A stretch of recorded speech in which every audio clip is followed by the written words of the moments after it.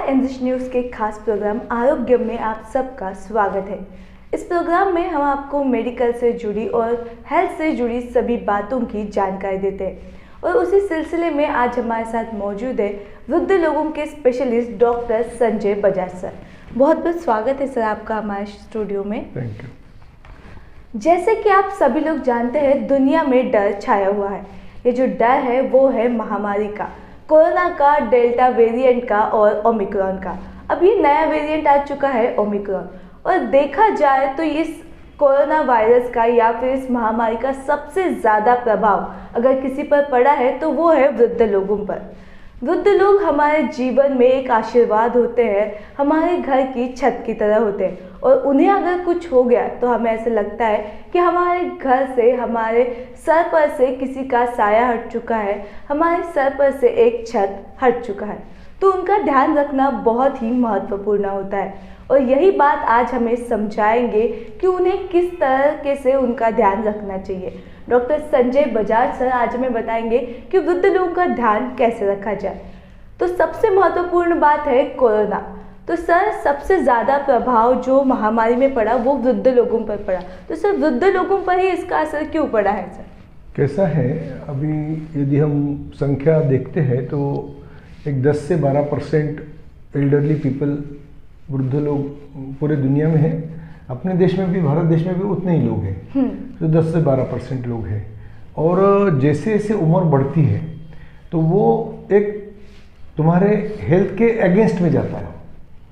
कोई भी चीज़ की उम्र बढ़ती है, आप गाड़ी ले लीजिए, कार है, अब उसकी जैसे जैसे आप उसका उम्र बढ़ेगा वैसे उसकी परफॉर्मेंस वैल्यू कम होती जाती है, वो गैरेज में ज़्यादा जाती है। यदि उसका 4 साल पुरानी गाड़ी है तो उसका मैकेनिक का काम ज़्यादा निकलता है। अभी कैसा है कि उम्र के साथ साथ उनको फिर दूसरी बीमारियां जो है, डायबिटीज़ है, ब्लड प्रेशर है, उनका क्या, हमें आँखों के प्रॉब्लम है, यानी जितने ऑर्गन्स बॉडी में है हर एक का, पेशाब की तकलीफ है, अलग अलग प्रॉब्लम्स उनको तकलीफ देते रहते हैं। उसके बाद कैसा है कि उनका इम्यूनिटी कम होता है, डिजीज फाइटिंग कैपेसिटी जो है वो एक्सट्रीम्स ऑफ एज में तकलीफ होता है।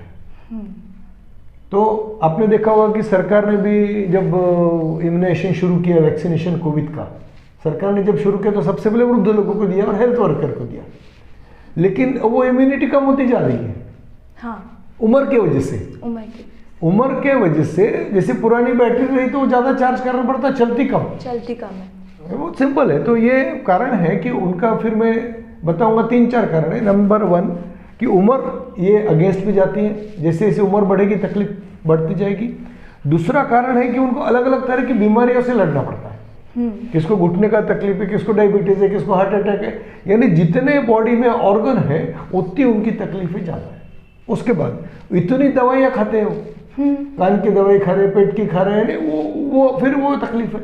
और कोई भी वैक्सीन उनको दिया है तो वो वैक्सीन का जो एक्सेप्टेबिलिटी है वो कम होती जाती है। यदि कोई 18 के ऊपर है और 60 के नीचे है तो उसका प्रभाव वैक्सीन का यदि 100% है तो इन लोगों को ऊपर उसका एक्सेप्टेबिलिटी और प्रभाव, उसका असर जो है वो 60-70% रहता है। ये कारण है कि दे आर मोर प्रोन, उन लोगों को कोरोना का प्रभाव या प्रकोप हम बोल सकते हैं, वो उसके ज़्यादा, कोरोना का अटैक उन पर ज़्यादा होता है, नुकसान ज़्यादा होता है और डेथ ज़्यादा होती है। यही कारण है। तो सर, जैसे कोरोना तो हो गया, अभी ओमिक्रॉन नया वेरिएंट आया है, नया वायरस आया है, तो इससे जो है वो युवा भी नहीं बच पाए हैं, तो इसका असर वृद्धों पर किस तरह से होगा सर? कैसा है कि ये कोरोना जो है, अभी आपको एक 2-3 चीज़ें समझना पड़ेगा कि ये वायरस आ गया है। अब ये कैसा है कि मैं आपको दूसरे तरह से समझाता हूँ। जैसे हम वैक्सीन देते हैं, कोरोना का वैक्सीन आने से लोगों को वैक्सीन का इंपॉर्टेंस मालूम पड़ा। पहले मालूम भी नहीं था वैक्सीन क्या चीज़ है, कोई लेते नहीं थे, बच्चों को सिर्फ वैक्सीन देते थे। अभी पूरे ऑल ओवर वर्ल्ड गवर्नमेंट ने ये कंपलसरी किया है कि कोरोना का वैक्सीन हर एक ने लेना चाहिए, हर एक ने, एवरीबडी, यानी पूरा फ्री, हर एक ने 2-2 डोज। मैक्सिमम लोगों में बहुत ऐसे कुछ लोग हैं कि दोज आर अगेंस्ट वैक्सीन के विरोध में उन्होंने नहीं लिया, या कुछ उनको अंधविश्वास है, अंधश्रद्धा है कि वैक्सीन लेने से इम्पोर्टेंस, जो भी अलग अलग विषय है, उसमें जाने की जरूरत नहीं है। लेकिन ये अभी कैसा होगा कि हम लोग किसी बीमारी के विरोध में काम करेंगे, वो वायरस हमसे ज़्यादा होशियार है। अभी न्यूमोनिया का वैक्सीन है तो उसके फिक्स डोज है, फिक्स वैक्सीन है। पीलिया का वैक्सीन है, उसके फिक्स डोज है, फिक्स वैक्सीन है। लेकिन कोरोना जो है ये फ्लू है, एक तरह का फ्लू वायरस है। लेकिन फ्लू का कोई भी वैक्सीन ये फिक्स नहीं है, हर साल नया लेना पड़ता है। एग्जैक्टली हर साल, यानी अभी भी विंटर में नए वैक्सीन चल रहे हैं। अभी अमेरिका में क्या हो रहा है कि कोविड का वैक्सीन के साथ फ्लू का वैक्सीन दे रहे हैं। Can be given simultaneously at a time, एक हाथ में फ्लू, एक हाथ में कोविड का वैक्सीन दे रहे हैं। तो ये जो नया स्ट्रेन आया है, ये अब नए स्ट्रेन आते रहेंगे। कोविड का SARS-2 आया, उसके बाद डेल्टा आया, उसके बाद ओमिक्रॉन आया, अब और भी आएंगे। लेकिन मैं आपको एक बात बता देता हूँ, उनका वृद्धों पे असर ज्यादा इसलिए, विषय वही आ गए फिर से कि उन्होंने सबसे पहले उनको 2 डोज दिए गए, लेकिन अब वो इम्यूनिटी खत्म होते जा रही है। आप हम जैसे कोई ईयरली प्लान एक्टिवेट करते हैं, ठीक है, हम लोग कोई नेट का प्लान लेते हैं, तो इफ यू यूज मोर तो प्लान जल्दी खत्म हो जाता है। इम्यूनिटी के वैक्सीनेशन के कंजम्पशन में सीनियर सिटीजन का कंजम्पशन ज्यादा होने से उसका असर धीरे धीरे कम होते जाता है। और ओमाइक्रॉन जो वायरस है ये इम्यूनिटी को बाईपास करके जाने वाला है।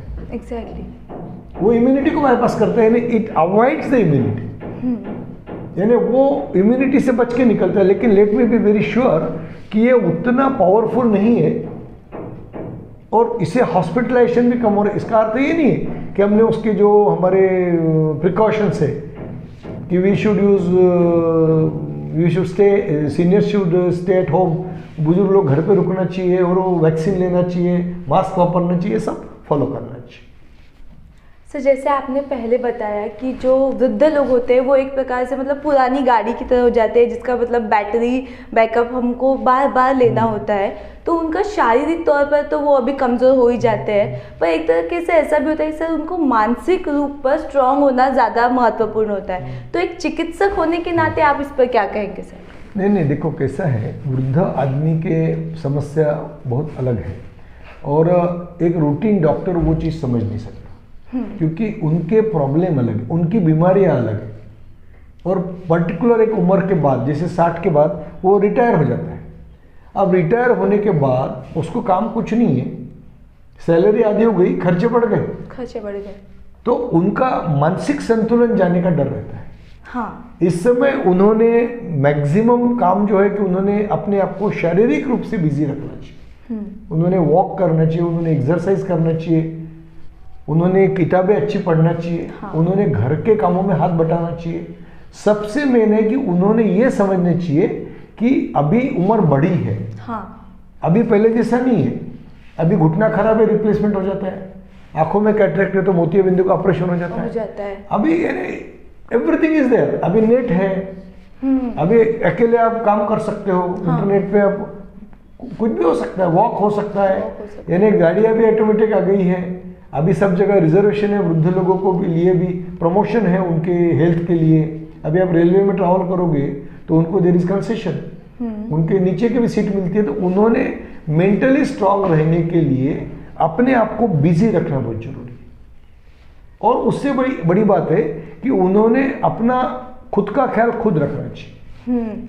हाँ सर, एक्चुअली मतलब ऐसा होता है कि जैसे कोरोना है तो सबको अकेला रहना पड़ता है, आइसोलेशन में रखते हैं या फिर मतलब क्वारंटाइन रखा जाता है, तो लोगों को साथ चाहिए होता है, अपनों का साथ चाहिए होता है। पर इस कोरोना की वजह से लोग थोड़ा दूर हो चुके हैं, तो इस वक्त मतलब वृद्ध लोग अकेले हो जाते हैं, तो उनके मानसिक तौर पर बहुत असर पड़ता है सर। तो इस पर आप मतलब उन्हें क्या करना चाहिए सर? नहीं, वही मैं समझाना चाह रहा हूँ कि उन्होंने कम्युनिकेशन में रहना चाहिए। देखो फिजिकली आप नहीं मिल सकते, आपके पास फोन है, आप बात कर सकते हैं, आपके पास टीवी है, आपके पास गेम्स है, आपके पास अभी तो आपके पास इतने ऑप्शंस है, व्हाट्सएप है, व्हाट्सएप पे एक्सरसाइजेस आते हैं, यूट्यूब पे एक्सरसाइज के लेसन्स आते हैं, प्राणायाम है, व्यायाम है, क्या नहीं है। आपको आपको अपने आप को व्यस्त रखना है, और खाने पीने पे ख्याल देना। अच्छा खाना पीना रहेगा तो दिमाग ठीक से चलेगा, और ये सब चीज़ों के लिए बहुत खर्चा नहीं आता है। आपका प्लानिंग ठीक से होना चाहिए, और अननेसेसरी वेस्ट करने के बजाय या अपना पूरा मालिकी हक अपने बच्चों को देने के बजाय हमने अपना पूरा हर चीज़ पूरा कंट्रोल अपने हाथ में रखना चाहिए। और सर जैसे आपने बोला कि खाना अच्छा खाना चाहिए, तो किस तरह का खाना उन्होंने लेना चाहिए सर? उन्होंने खाना का मतलब मेरा ये है कि उन्होंने जो दष्ट पुष्ट आहार है, यानी उनके खाने में प्रोटीन भी भरपूर रहना चाहिए। हम यदि जेनेरिक के दवाइयों में जाएंगे तो आपको अच्छे से वहाँ पे प्रोटीन के बॉक्स, यानी जिनका MRP 400 रुपये और 100 रुपये में मिलते हैं। हाँ। मसल बिल्डिंग के लिए प्रोटीन लेना चाहिए। 100 रुपये का महीने का डब्बा कोई महंगा नहीं है। कैल्शियम की गोली उन्होंने लेना चाहिए। उन्होंने खाने में उनके हर तरह के जो फूड आइटम है पूरे रखना चाहिए। फ्रूट्स लेना चाहिए। फ्रूट्स में जितने यानी तुम्हारे तबियत ठीक रखने के लिए, BP कम रखने के लिए अपने लहसुन है, कांदा, ये भरपूर खाना चाहिए। हाँ, अपने मूली है, गाजर है, ये खाना चाहिए। अपने लौकी का जूस लेना चाहिए। मैं ये जो सब चीज़ें बता रहा हूँ, इसमें बहुत खर्चे की जरूरत नहीं है। हाँ। क्या खर्चा आता है इसमें? कोई ज़्यादा खर्चा नहीं आता है। जो वेजिटेबल्स में जो बता रहा हूँ, दे आर नॉट कॉस्टली। आप अच्छे से खुद पे, तो आपका एक ही तरह का खाना नहीं खाना चाहिए, आप अलग अलग तरह का खाना खा सकते हो।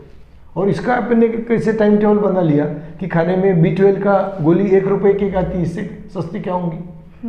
आपका कैल्शियम की टैबलेट 2 रुपए में आती है, इससे सस्ता क्या हो सकता है? आपका विटामिन D का पोस्ट 4 रुपए का आता है।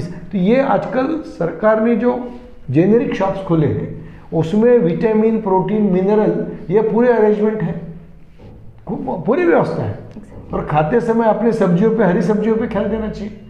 आपके तेल में अपने सरसों का तेल वापरना चाहिए, तो आपके बोन्स ठीक रहेंगे।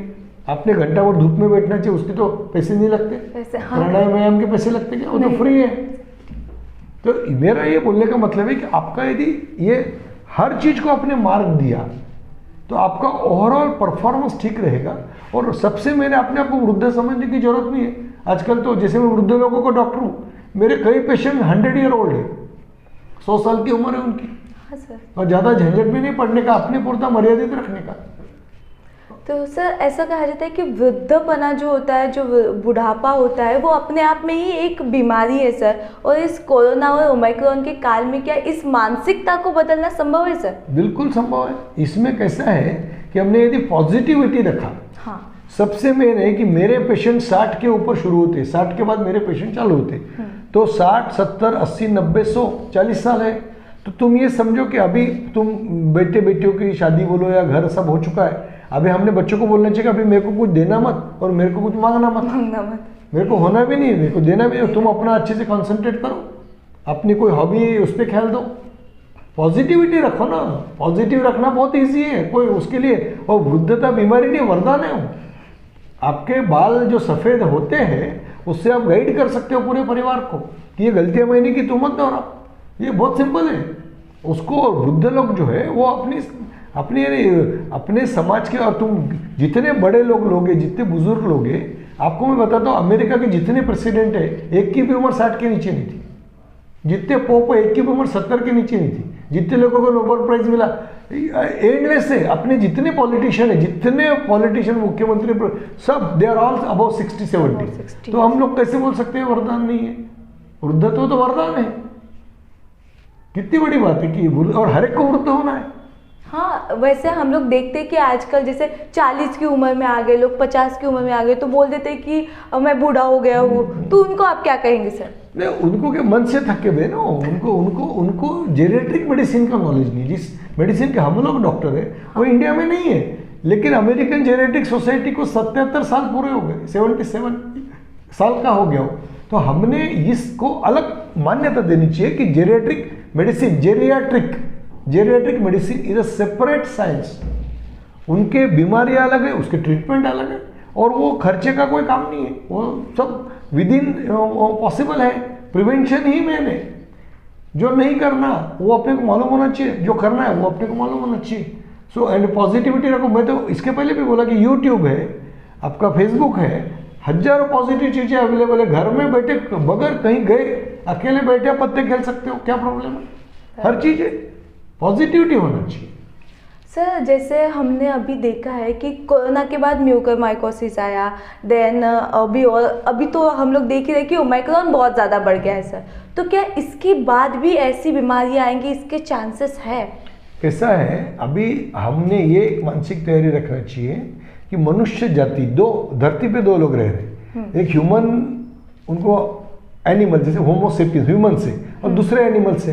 हाँ। तो अभी स्ट्रे डॉग्स है, अभी आप रास्ते पे घूमिए, आपको एक भी जो स्ट्रे डॉग है यानी रास्ते पे जो कुत्ते घूमते हैं वो एक भी फिट नहीं है। हाँ। एक भी फिट नहीं है। तो कभी इंसान ने कभी सोचा कि उनको भी मैं खाने को दूं, उनको भी पानी पिलाऊं, गाय को पीने को पानी ने कभी इंसान ने, ह्यूमन बीइंग, हम लोगों ने, हमने कभी दूसरे एनिमल्स के बारे में सोचा है क्या?